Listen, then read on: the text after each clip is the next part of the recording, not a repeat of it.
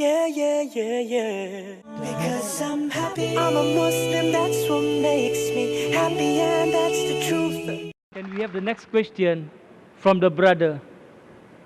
Good evening. My name is Mahisan. I'm from Singapore. I work for a shipping company as a superintendent.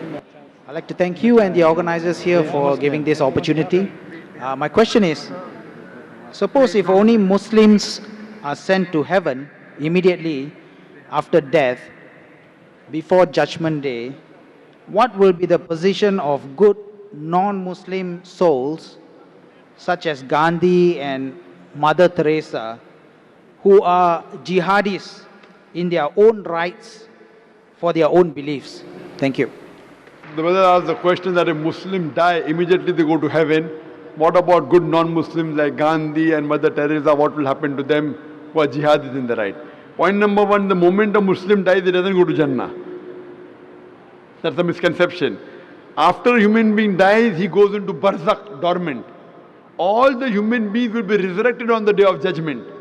After the day of judgment, all those who pass the test will go to Jannah. All those who fail the test will go to hell.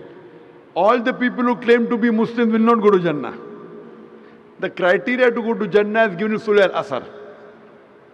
And regarding a question, what will happen to those non-Muslims who are good like Mother Teresa and Gandhi, etc.? When I was in school, I did my ICSE. There were 6 compulsory subjects you had to pass in. 6. Mathematics, English, science, Hindi, geography, history. I'm asking you a question. I pass in 5 subjects, 100 out of 100. In one subject, science, I fail, I get 10 out of 100. Will I pass under 10? No, correct. Similarly, to go to Jannah, there are 4 things required according to Surah Al-Asr, chapter number 103, verse number 1 to 3. Wal asr innal insana lafi khusr illa allazina amanu wa amilu salihati wa tawasaw bil haqq wa tawasaw bis sabr. By the token of time, man is verily in a state of loss, except those who have faith, those who have righteous deeds, those who exhort people to truth, those who exhort people to patience and perseverance. For any human being to go to Jannah, to go to paradise, he requires minimum 4 things. He requires faith. Believe in one God, should not do idol worship, should not believe human being as God, should not believe Jesus Christ as God, peace be upon him, should not do idol worship, belief. Second is righteous deed, do good deeds. Third is exhorting people to truth. Fourth is exhorting people to patience and perseverance. You talk what will happen to Mother Teresa. As far as my knowledge goes, Mother Teresa was a Christian and she believed Jesus is God. So in Iman, she fails. Even in other 3, she gets 100 out of 100. In Iman, she has failed. Will she pass the test? No. She may be very good. Same thing with Gandhi. As far as my information goes, Gandhi used to do idol worship. If you have in faith, they fail. Maybe in good deeds, they might have got good marks. Maybe. Even if I agree they have got good marks in good deeds, if they fail, because the biggest sin in Islam, according to Surah Nisa chapter 4, verse number 48, and Surah Nisa chapter 4, verse number 116, Allah will forgive any sin if He pleases.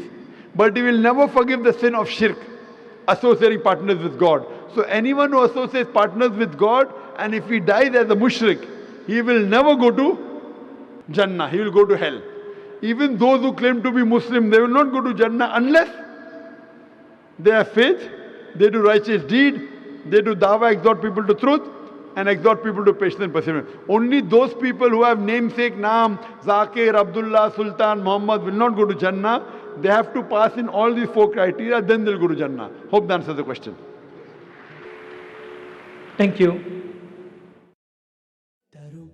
Let me tell you about my happiness. I